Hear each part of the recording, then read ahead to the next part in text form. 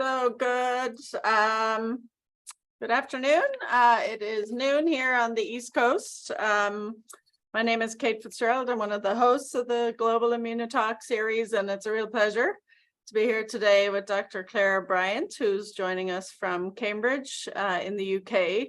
Just before we get started, so our speaker next week is going to be Shruti Naik from NYU. And that's on April 19th. So let's get started. So it's a pleasure to have Clare joining us today. So Clare Bryant did her Bachelor of Science in Biochemistry and Physiology at the University of Southampton in the UK. And then her PhD in veterinary medicine at the University of London, the Royal Vet College also in the UK. And then her PhD in pharmacology at that same institution. And then she moved to Cambridge, the University of Cambridge, where she started her own independent career. Clare is currently in both the Department of Medicine and also in the Department of Veterinary Medicine at the University of Cambridge. She's a professor of innate immunity. She's been there for many years now. She studies innate immune cell signaling and host pathogen interactions, particularly in the context of infection with Salmonella and its role in engaging toll-like receptors and other innate sensors like the inflammasome mechanisms. So Clare is really I think someone who's at the intersection of different fields. So she really applies cutting edge multidisciplinary approaches to study innate immunity, working with mathematicians, physicists, physical chemists, structural biologists to kind of answer fundamental questions in host pathogen interactions. And she applies these methodologies to study PRR signaling in particular. So in addition to her work in academia, Clare has also spent extensive periods of times in industry working both at Genentech and then also at GSK. And she has ongoing collaborations with many different pharmaceutical companies. She's also very active in terms of scientific advisory boards and working to also on some sort of early stage startup companies. So during the pandemic, Clare founded and actually still runs a series somewhat similar to this called the Inflammasome. It's an international series focused on inflammasome biology, so check that out. And then she has many awards, but I'll mention a few. So she's an elected fellow of the British Pharmacology Society, that was in 2018, and just most recently was a fellow of the American Academy of Microbiology this past March or so. So Clare, it's a real privilege to have you here. We're excited to hear about your work. Before we get started, we usually ask our speakers a question, and this is really great for trainees and junior faculty who sort of tune into these sessions. So a question for you is, what advice would you give to your younger self? So let's say your 25-year-old self. If you back in the day, you mean? Back in the day. Thank you, Kate. It's a real pleasure to be here. So I guess the thing that's been most surprising to me over the years is opportunity comes in a variety of forms, sometimes really quite unexpected, and perhaps not in a very obvious way. So my advice to my younger self would be to always look at every opportunity that comes your way, explore it, and see how productive it might be for you, even if it seems to be somewhat unexpected. The most unexpected opportunities that I've run with have been the most rewarding and the most interesting and the most productive. So I think that's the advice I give my younger self. Yeah, good. Very nice. Okay. All right. So without further ado, I'll let you start to share your slides, and you're going to tell us about your work on regulation of inflammasome activation and formation. So it's all yours. Thanks, Clare. You can see my slides? I can see everything. Looks great. Perfect. Thank you. Thank you very much.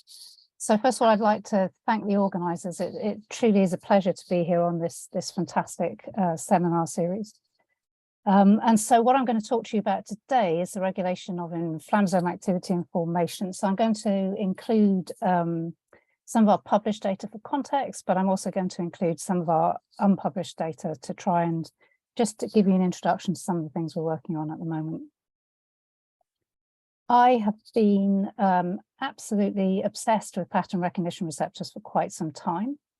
By this, I mean the receptors that recognize molecules on pathogens. So this can be things like pathogen proteins, pathogen toxins, but also metabolites. Pathogens tend to express these molecules, which can be different or are different from host molecules. But we now also know that, for example, misfolded proteins from the host can also be recognized by the same receptors.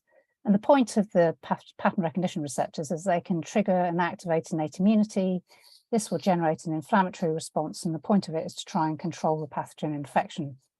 But obviously in the context of the pathogen, but also in the context of misfolded proteins, for example, you can get dysregulated innate immunity, inflammation out of control, which can then lead to severe inflammatory disease. So we thought about this a lot, particularly in the context of Salmonella. The reason being predominantly actually because we were funded to work a lot on Salmonella in its context as a zoonotic pathogen. So there are different species of Salmonella. There are human-specific adapted species. So I'm thinking of things like S. typhi, which causes typhoid fever. But there are also other species of Salmonella typhimurium, which are less of Salmonella, such as Salmonella typhimurium, which is less host restricted. And this can then lead to disease in humans. So, for example, typhimurium causes diarrhea in humans, but the pathogen can live in animals like chickens and not be detected at all. So this concept of why something is invisible in sort of reservoir animals but causes disease in humans continues to fascinate me. So just to give you some background about Salmonella, so it's a gram-negative bacterium. This is a electron micrograph from some of Galland's beautiful work. You can see it's got these tails here, which are its flagellum. It uses this to get around, needs to be motile to be infectious. It somehow gets through the microbiome of the gut to associate with an epithelial cell. And when it's in contact with an epithelial cell, it has what's called a type 3 secretion system, which injects bacterial proteins, which can then subvert the actin cytoskeleton of the epithelial cell and allow that epithelial cell to become phagocytic, because epithelial cells obviously are not normally phagocytic. Once inside the cell, it can cause inflammation and, for example, with typhimurium, diarrhea. But it can also, in people that are immunosuppressed, for example, with things like typhimurium, it can eventually end up in macrophages, and this is Salmonella inside a macrophage. And once here, it can hide from the host, which is actually really quite useful for it, and a variety of other fates can happen. So we were interested really in how Salmonella infected macrophages at all, in fact. So this is a macrophage. What you can see here is a bead. It's being manipulated by a piece of kit called optical tweezers, and we're delivering the bead to the macrophage. And the point of this, the red cross is the optical tweezer, and the point of this is to show you that the bead eventually attaches to the macrophage. And as you switch the tweezers on and off, the tweezers are no longer able to move the bead once it's ingested by the macrophage, which is what you can see happening now. And so when I started to work with Julia Gogg, who's a mathematician, she sort of said to me, so what happens, Claire? Macrophages are phagocytic, which you can clearly see here. Okay, so this is a macrophage. It doesn't matter how many beads you feed this macrophage, it will continue to take them up.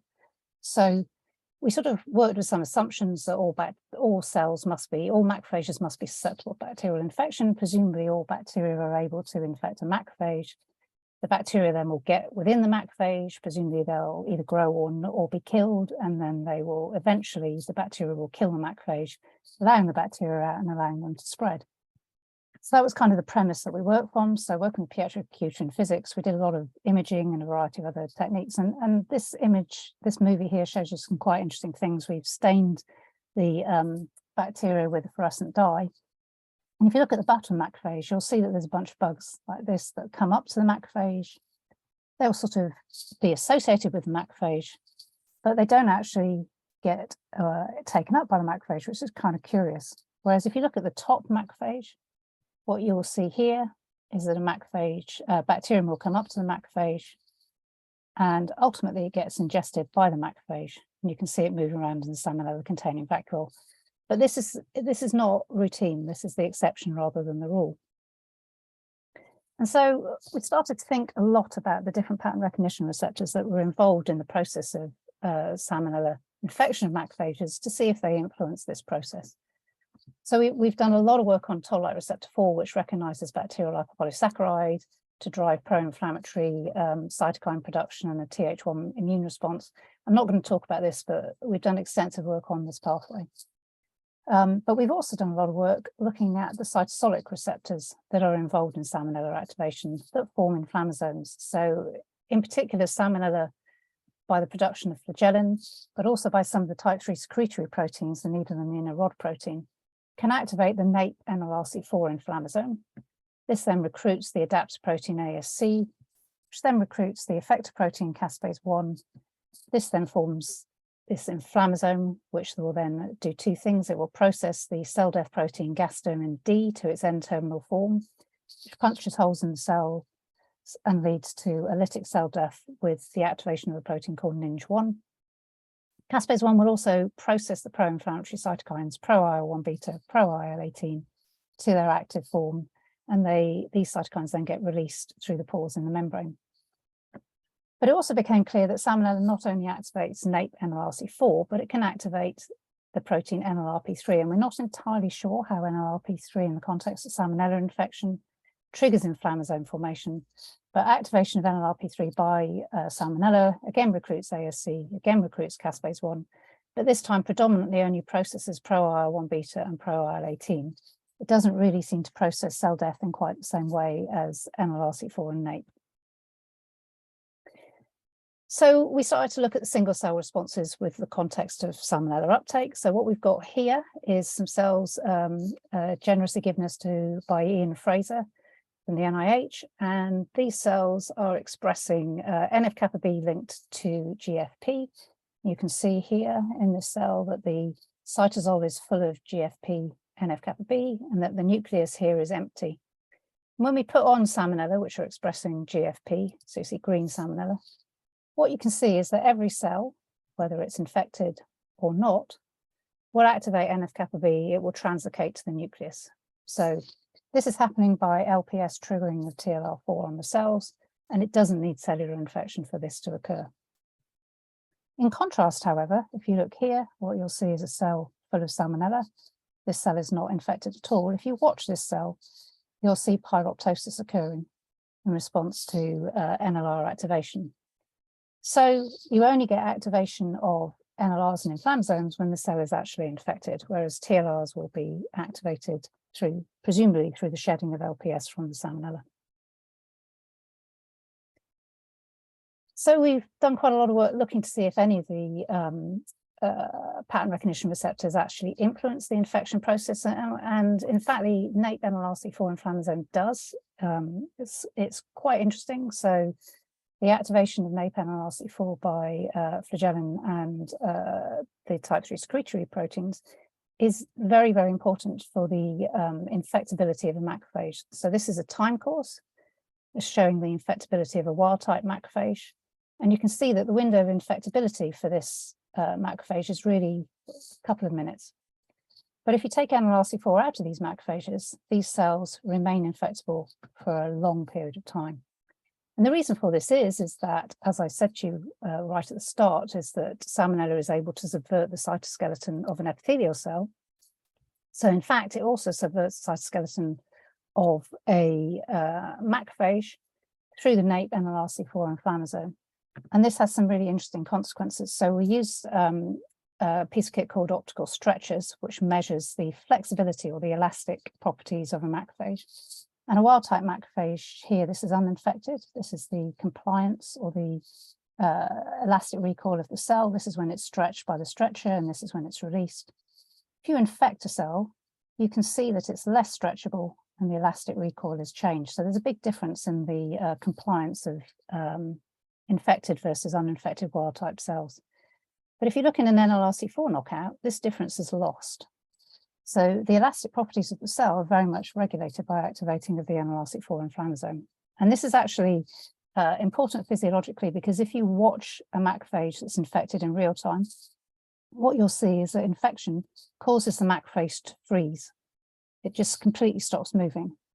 Whereas in an NLRC4 knockout macrophage, it continues to wander around with its bugs inside and really doesn't care at all that the bugs are there.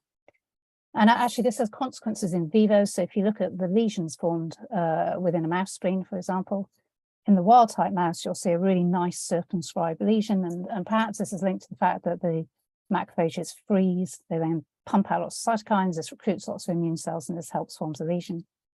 But in the NLRC4 knockout, you see lots of micro abscesses. You don't see any nicely formed circumscribed lesions. So this is really quite an interesting consequence, which affects both the macrophage infectability and then the consequences of that within the host. Pattern recognition signal in a really exciting way. So usually one thinks about signal transduction in the context of things like, for example, G protein coupled receptors, a series of phosphorylation events that occur, and then this then leads to gene transcription event changes, for example, and other things. But in the context of pattern recognition receptor signaling, they actually signal through the formation of supramolecular organizing centers, SMOCs, is a phrase coined by John Kagan, which is really an elegant way to describe what happens, which is basically that pattern recognition receptors form a cluster of receptor and or signal transduction proteins to form these macromolecular signaling complexes.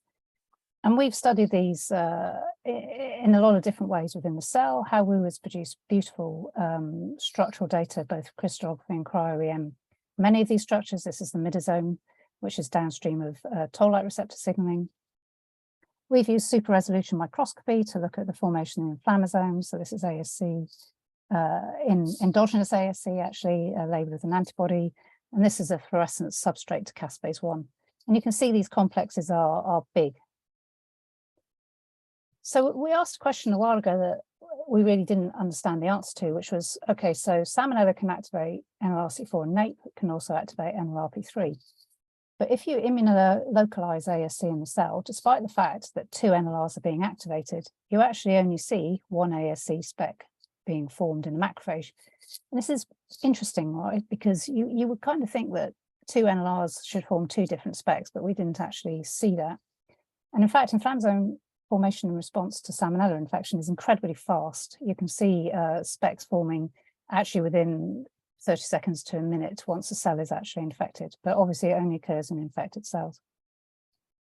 So to cut a massively long story short, we spent a lot of time looking at how this might occur. And these are 2-color super resolution pictures, only in 2D because the technique we used was a 2D super resolution technique. And what you can see in human macrophages is that both NLRC4 and NLRP3 can actually be contained within a single inflammasome. And in fact, we could also see different effectors. We could see caspase-1 and we could see caspase-8, all recruited to the same inflammasome. So this suggests that an inflammasome structure has the flexibility to contain multiple NLRs and to recruit different effectors to tailor a specific inflammasome-based response. But this data also causes some consternation, really, because Howe's beautiful structures suggested that long filamentous proteins were formed. We could see little filaments present in our ASC, endogenous ASC labeling, but not really long filaments. So, but of course, we were only looking with light microscopy resolution, which really is not the same as looking at the kind of protein level that has been done with the crystallography or the cryo-EM. So I started to chat to my buddy Jorgo Modis, who works in the LMB, and he said, well, Claire, what we could do is we could actually try and see what the structure of these protein complexes might look like within a cell. We can't get to precise atomic resolution, but we could certainly get really quite a detailed image of what an inflammasome might look like within the cell using cryo-EM tomography. So what we did was we used a model, we used 2 different models, because what you have to do is you have to actually visualize where an ASC spec is within the cell. And you then have to be able to visualize that with the cryo-ET. So this means you need a fluorescently labeled complex to look at. So we used cells that Icolatz kindly gave us, where the ASC is linked to fluorescent cerulean protein. But we also did these experiments where we used the fluorescence caspase-1 substrate flicker to be able to look at caspase-1 localization as well as ASC localization. And this becomes quite important, as you'll see moving through these slides. So what you have to do is you have to grow these cells on a grid, you localize your little ASC spec, You then look at your cell with scanning electron microscopy. You mill very fine sections. Yangtze Li did all this work beautifully. You then take your section, you look for your speck again. You then zone in on your fluorescent ASE spec, and you fire a transmission electron microscopy at it in order to get an image of what's going on. And this sums up exactly how this is done. So you take your very fine section on a grid, you fire the electron microscopy beam at it, you rotate the head in order to get multiple images. And then what you do with these images is you can then reconstruct the image that you're looking at using image analysis, complex image analysis reconstruction, to actually look at the picture of your protein structure within the cell. And this is a beautiful movie by Biomarkers Group in Germany, looking at a viral infection particle. And it gives you really a very high resolution compared to anything that you can get with light microscopy, which is obviously diffraction limited by the wavelength of light. So what does an ASC spec look like? This is it. You can see in yellow here, Yangtze's traced out the ASC filaments. This is ASC cerulean that you're looking at here. And you can see this is a thin section through the spec, and you can see that there are lots of ASC little filaments here, nice short filaments. They're either folded or branched. And if you reconstruct this, it's kind of like a nest of little filaments all crisscrossing each other. And so this kind of nicely sort of answers a couple of the things that we were really interested in. It shows why, because these are all filaments that are clustered together, why we were seeing proteins sort of laid on top of each other, but it also shows a kind of filamented structure that Howe was looking at in her beautiful structural biology. And at this point, what you do with your proteins becomes really important. So if you look here at the ASC tagged cerulean, you can see the filaments are fat and branching. This is the filaments here. Okay. If you look at the fluorescently labeled caspase-1, you can see the filaments are much thinner. The reason for this is that the ASC, the cerulean tag is nearly as big as ASC, and this is actually then directly affecting the thickness of the filament that we're looking at. Whereas the caspase-1, we're just seeing the caspase-1 labeled with a fluorescent substrate. So this is why the two filaments are different thickness. Of course, this raises a number of interesting questions. Is the caspase-1 labeling the ASC? Are we seeing caspase-1 filaments? Exactly how this all knits together then remains really interesting questions for further work. But the pictures really are very beautiful and nicely consolidate the light microscopy and the crystallography structures. It also gives us a bunch of other interesting data. So this is all done with nigericin activation of NLRP3. And there's been lots of literature on the different organelle structures that might be involved in activating NLRP3. And it remains a real open and interesting question. And in our slices, we're able to see the filaments, obviously, but we can also see things like mitochondria. We can see microtubules, we can see actin, we can see ribosomes. And so we were able then to look at our nigericin activated inflammasome and look at how the different subcellular organelles might be involved or might be related to the ASC spec. And so there are some really interesting noticeable things here. Here are the ASC filaments. We can see ribosomes spattered throughout the structure. And this is interesting because Tariq Anaganti has done some nice work showing that ribosomal arrest in response to fungal stimuli is important for triggering NLRP3 in inflammasome activation. So the presence of ribosomes here is actually kind of cool. And there's been some really interesting, elegant papers on lipid regulation of NLRP3 activation, and in particular the trans-Golgi network. And we could actually see the trans-Golgi network was also threaded through our ASC inflammasome spec. So we can provide nice evidence to also support a potential role for this structure in activating NLRP3. We couldn't see ASC directly associating with mitochondria. It doesn't mean it doesn't happen, but we didn't catch it certainly in where we were looking at the time points we were looking at. But what we could see was really sick mitochondria. So this is a healthy mitochondria here, these beautiful structures of lovely cristae, whereas these are our sick mitochondria in our nigericin activated cells. And not only did the mitochondria that are sick, there was also these really interesting discontinuities in the membrane of the mitochondria. And in fact, when Yangtze studied these in more detail, she could see consistently that the mitochondria had holes in them. And the size of these holes was consistent with the same size as a gastromin D pore. And we actually think that these are, in fact, the demonstration that gastromin D pores are actually forming in the mitochondria, which is also pretty cool, given the literature suggesting that gastromin D pores here play an important role in a bunch of inflammasome effects. So to conclude this unpublished work, we can see that NLRP3-driven ASC spec consists of either short branching or short folded ASC filaments. Caspase-1 localizes to the same site as the ASC, so does it decorate the ASC or is it forming its own short branching structure remains an unresolved question. We can see co-localization of the ASC spec with both ribosomes in the trans-Golgi network, and we see the mitochondria have gastromin D-sized pores and they look really, really sick. So this is all super interesting, and it's really nice to be able to move the conversation on about the kind of structures that have been visualized with NLRP3 activation with light microscopy, where you can't actually see this level of detail, to now really start to consider organelles and their positioning in the context of NLRP3 activation. We're actually translating some of this biology too. So work with David Klenneman, we're using single molecule fluorescence microscopy of ASC specs.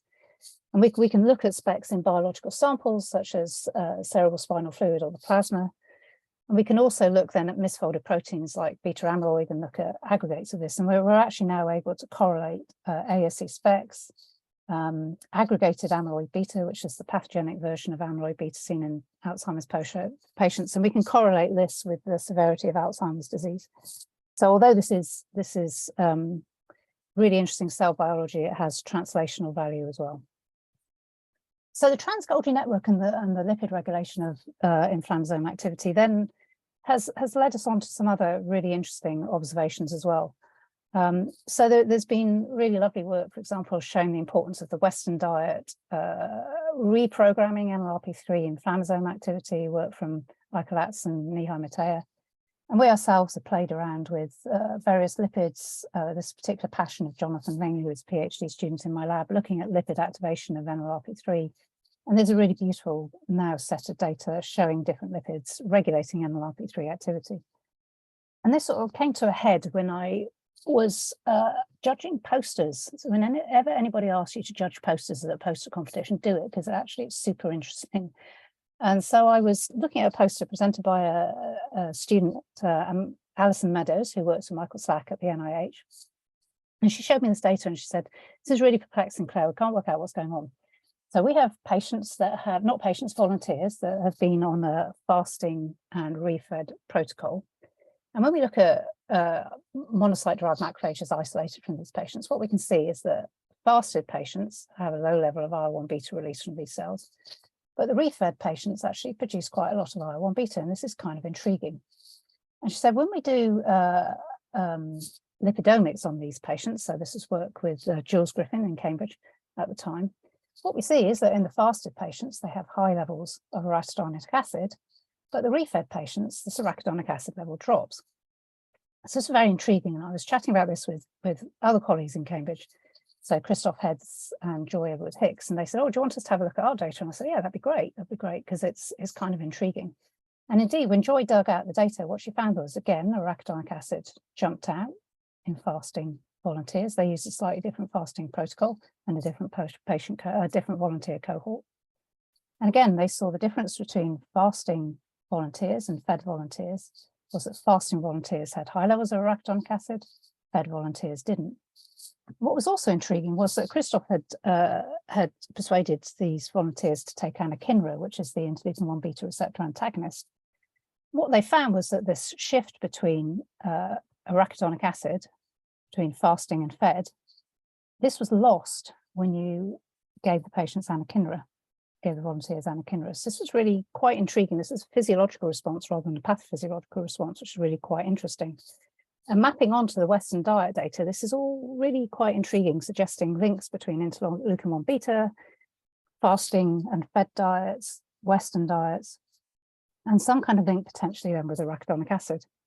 Now, I'm very interested in arachidonic acid because I did my first postdoc with John Vane, who discovered prostaglandins and won a Nobel Prize for it. And I've never quite managed to shake off my interest in prostaglandins and arachidonic acid. So what is arachidonic acid?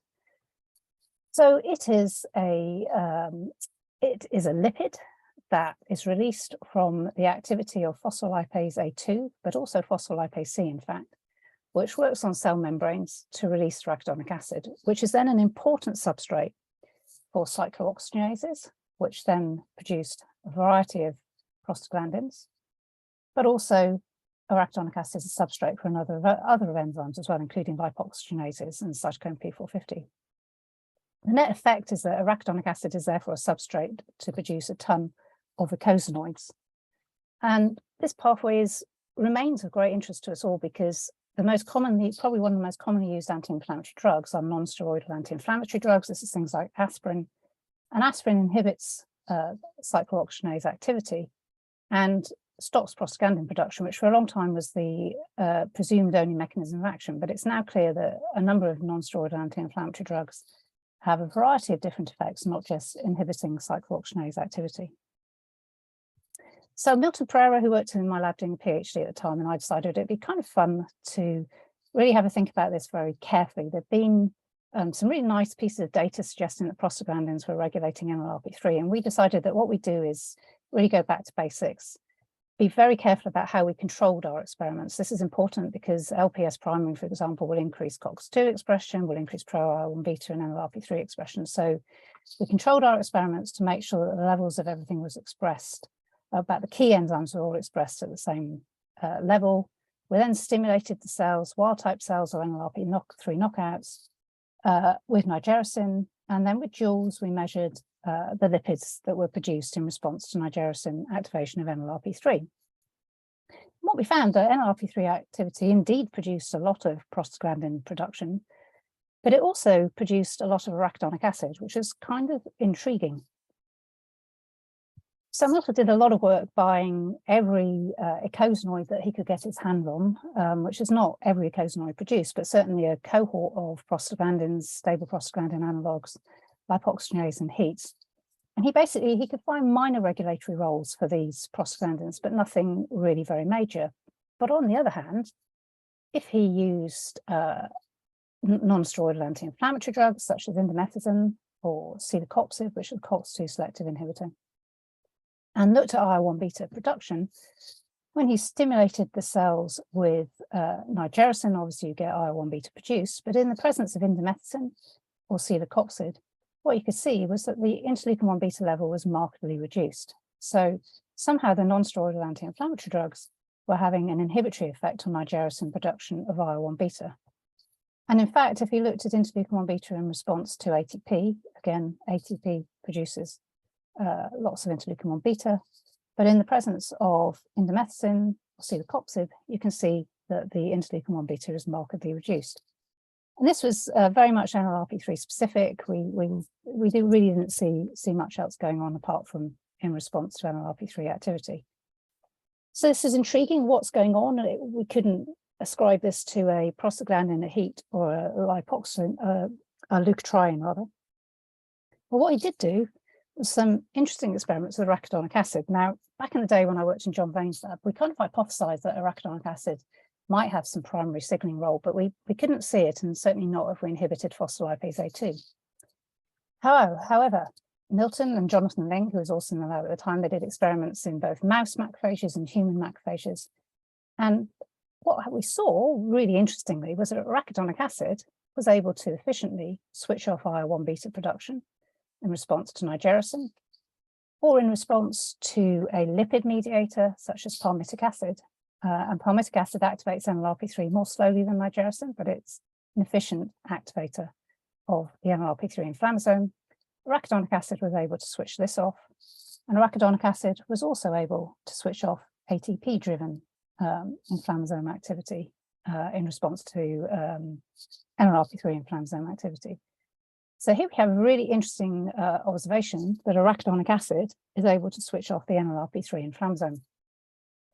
And this is kind of really rather neat, because if you treat cells with cyclooxygenase inhibitors, which we've done, you lose any production of prostaglandins or other eicosanoids, but you don't lose arachidonic acid. So the arachidonic acid pool remains present in the presence of these non-steroidal anti-inflammatory drugs. So you can imagine then that if arachidonic acid is present, it's able to switch off NLRP3 activity. So this is a neat explanation for what's going on. So how is this occurring? Well, this is a slide from 2017, this figure here, and there's more regulatory pathways known now. We know that NLRP3 is susceptible to a whole range of post-translational modifications, including phosphorylation. And work that we've done with Ian Fraser has shown really nicely that JNK1 phosphorylation is nicely able to activate NLRP3.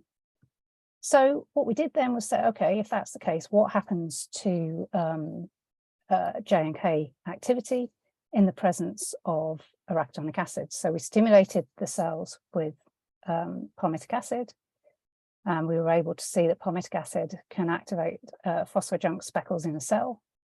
It can activate translocation of c-Jun, which is downstream of JNK1, into the nucleus. If you incubate with arachidonic acid, the phosphodielectric speckles and the translocation of c-Jun are markedly inhibited. So arachidonic acid is actually suppressing JNK1 activation of the NLRP3 inflammasome. And we've got a model for this. I'm only presenting you a snippet of the data, but we've worked out what we think is the mechanism that's going on. So under normal circumstances, phospholipase C is an efficient activator of JNK1, which can activate the NLRP3 inflammasome by a phosphorylation step. And this has been nicely been shown by other authors. So what we think happens in the context of arachidonic acid is that arachidonic acid product accumulates. This then feeds back onto phospholipase C. This switches phospholipase C activity off. This stops JNK phosphorylation, and this stops NLRP3 activation. So it's a negative feedback from the product of arachidonic acid being present. So you can imagine that exogenous arachidonic acid will switch off PLC, but so will COX inhibition, because we know with COX cyclooxygenase inhibition, there's an accumulation of arachidonic acid which switches off phospholipase C activity.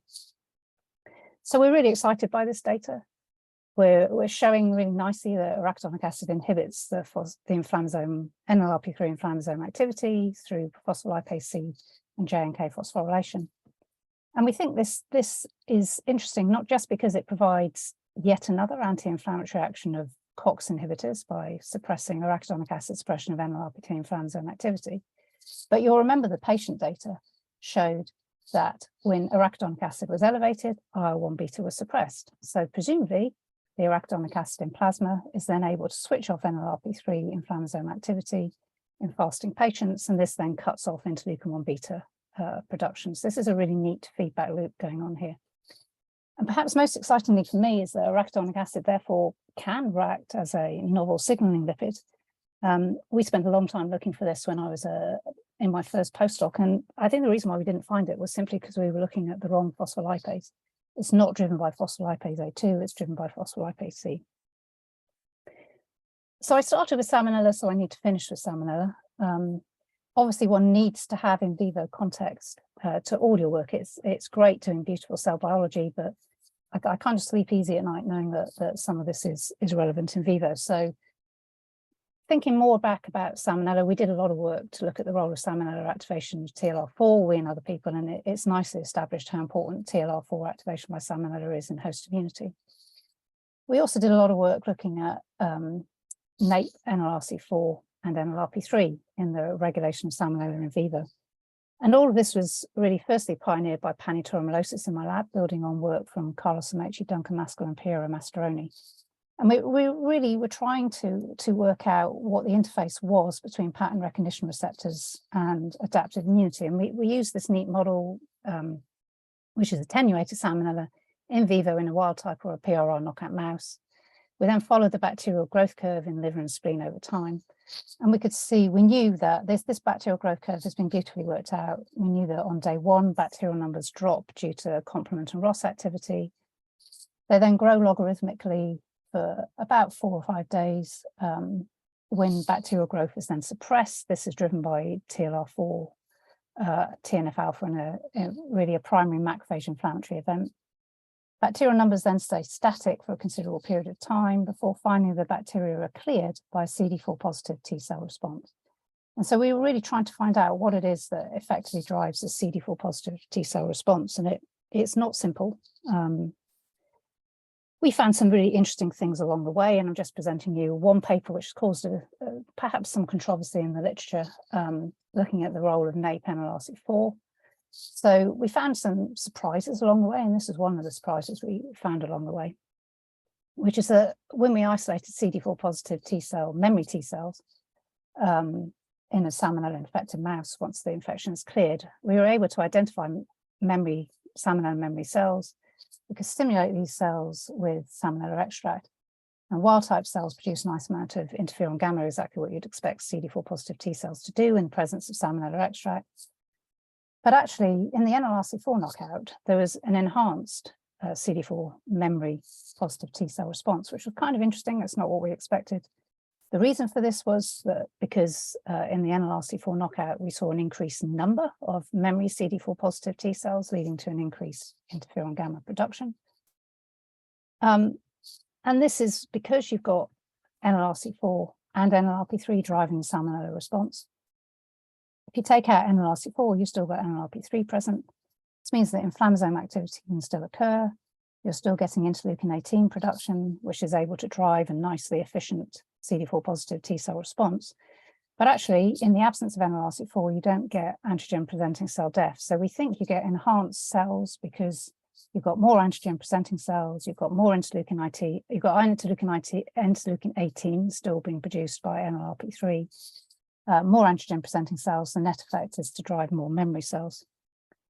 This created a bit of consternation because of the knockout mice, but we tested this in two ways. We didn't just use NLRC4 knockout mice. We also made a strain of Salmonella typhimurium, which could no longer activate NLRC4. Now, this is quite hard because if you mutate the individual amino acids that are important for activating NLRC4, you paralyze the bacterium, and you need bacterial motility for activation of NLRC4. So what we did instead was we took a cassette from an E. coli species flagellum that doesn't activate NLRC4. We inserted this into the Salmonella. This is work done by John Wright and Alessandro Bittante. And what we found was that the chimeric Salmonella, which is expressing the non-NLRC4 activating Phi-C flagellum, was still fully motile, which is what you can see here. But this chimeric Salmonella strain was no longer able to activate NLRC4. So this is the wild type Salmonella strain here, producing lots of interleukin-1 beta. This is the chimeric strain here, producing not anywhere near as much interleukin-1 beta. And in fact, this is NLRC4 knockout cells here for comparison, infected with wild type cells. And you can see that the NLRC4 knockout and our chimeric strain have a similar defect in interleukin-1 beta production in vitro. We used this strain to vaccinate mice and compared it with vaccinating mice with wild type Salmonella strain. We vaccinated them, left them to clear it, and then we challenged them with a fully virulent Salmonella strain and looked at protection. And we saw some cool data here. So this is, first of all, wild type mice vaccinated with wild type Salmonella. And you can see in response to Salmonella extract, you get interferon production in the memory cells, memory CD4 positive cells, as you'd expect. But in the wild type mice vaccinated with the chimeric Salmonella, which doesn't activate NLRC4, you can see that we've got enhanced CD4 positive memory T cell responses here. So we're seeing the NLRC4 knockout phenotype recapitulating in wild type mice vaccinated with a strain of Salmonella that can no longer activate NLRC4. So it maps onto our data beautifully. And interestingly, if you look at the protection of mice after re-challenge with a fully virulent Salmonella infection, this is the wild type mice here with the wild type strain of Salmonella vaccination. This is wild type mice vaccinated with the NLRC4 mutant activating strain. And you can see that they're better protected against re-challenge with fully virulent Salmonella, mapping on to the concept that you've got enhanced CD4 positive T cell responses when you suppress NLRC4 activation. However, in telling you all of this and all the monumental work that Pani did looking at a whole bunch of different pattern recognition receptor knockouts and so forth, we never managed to find pattern recognition receptors in isolation or in combination that could prevent the generation of a CD4 positive T cell response, and hence clearance of Salmonella from the mice. And so when I was at Genentech, I spent some time working with Andreas Stresser from the WEHI, who's an expert in cell death. And we started a project which was then eventually finished off by my colleagues at the WEHI, where we looked at different cell death deficit mice and what happened to the control of Salmonella in these mice. And the reason why we did this was because we reasoned, okay, so we're not seeing a single pattern recognition receptor or a combination of pattern recognition receptors that are preventing the generation of a CD4 positive T cell response and the clearance of bacteria from these mice. But we know that the activation of PRRs, all of them pretty much, end up in cell death eventually. And one of the things that we've done in all our inflammasome work in vitro was that we knew that if we took out caspase-1, we took cells from caspase-1 knockout cells, for example, and we looked at what was happening to the inflammasome, what we would see was that ASC was still present, but caspase-8 could now be recruited in the absence of caspase-1. So this is kind of really interesting, suggesting redundancy between cell death pathways, and many people have shown similar observations with different stimuli now. The removal of one caspase allows another caspase to come and compensate. And in fact, what we did was infection studies where we took out caspase-1, caspase-11, caspase-12, caspase-8, and RIPK3. So this is removing pretty much all the cell death pathways that you can think of. And it was only when you removed all these cell death pathways that you finally ended up with a mouse that could no longer clear Salmonella. So this is wild type here, spleens from the wild type. This is the multiple caspase knockout here. And you can see now that wild type mice are clearing the bacterium, but the multi-knockout mouse is unable to clear the bacterium. So we think that the redundancy we're seeing in pattern recognition receptors is being compensated for by the recruitment of diverse cell death pathways, which are coming into a big cell death platform, which is then able to be absolutely critical for the driving of CD4 positive T cell responses and clearance of Salmonella from these mice. And this will then sort of help to direct what we're going to do in the future, which is to actually look at our cell biology and try and work out what's recruited to what using our structure function analysis to work out exactly what's going on and how this all works at a structure function level. On that note, I will finish. Thank you for listening. I think I highlighted everybody who was involved, but just in case I didn't, John Wright was the bacterial geneticist who worked with Alessandro Bitante and has been the driving force of molecular biology in my lab. Panitoromylosis did all the in vivo work. Lee Hopkins really was a stalwart of cell biology in my lab. Rob Pickering was involved in this. Joe Boyle, who still works with me, he's a pioneer of structure function biology in my lab and is doing beautiful work at the moment, which I will talk about shortly, but not quite yet. Seeming Man was a PhD student in the lab who's now in Australia. He did a lot of our early work with inflammasomes. Jiro Saki did a lot of our, all of our work actually looking at the live cell imaging. He spent hours on the microscope, bless him. Milton Pereira and Jonathan Ling were the driving force between our lipid work, and Heather Brooks is our cell culture guru in the lab who looks after all the cells and is invaluable. We couldn't cope without her. The collaborators, Clinton, Ian, Michael and Alison at the NIH have been all involved in the lipid work I presented. At UMass, Doug, Kate and Ika's now obviously in Bonn, have been fantastic collaborators and generous with reagents, as has Vishwa, Soren, Nobu and Kim in Genentech, who are also amazing with their reagents. And then in Cambridge, Joy and Christoph and Jules, who are all fundamental to our lipidomics work. Yangtze and Yorgo, with whom we've done the cryo-ET work. Pietro, Julia and David, who are the physical scientists and mathematicians that I work with to do all our interesting biology. And I have to say I'm really grateful and have been lucky with my funding. I've been funded by the MRC, BBSRC, Wellcome Trust and industry funders, including AZ, Genentech and GSK. And on that note, I'll finish and happily take questions on Twitter. Thank you very much. Great, thank you, Claire. That was a real tour de force. It's beautiful pictures, you know, speak 1,000 words, as they say. Certainly. Really nice work and nice to sort of see it all come together. All right, so as you know, we do the Q&A through Twitter, so people can search for the account Global IMMUNOTALKS. You'll find a tweet that says ask questions for Dr. Clare Bryant here, and Claire will use her own Twitter handle at Inflamed Lab to answer your questions. So thank you again, Claire. It was a real pleasure to have you here. Just a reminder, everyone, next week's speaker is Shruti Naik from NYU, and we will see you then. Thanks again. Thank you. Thank you. Bye.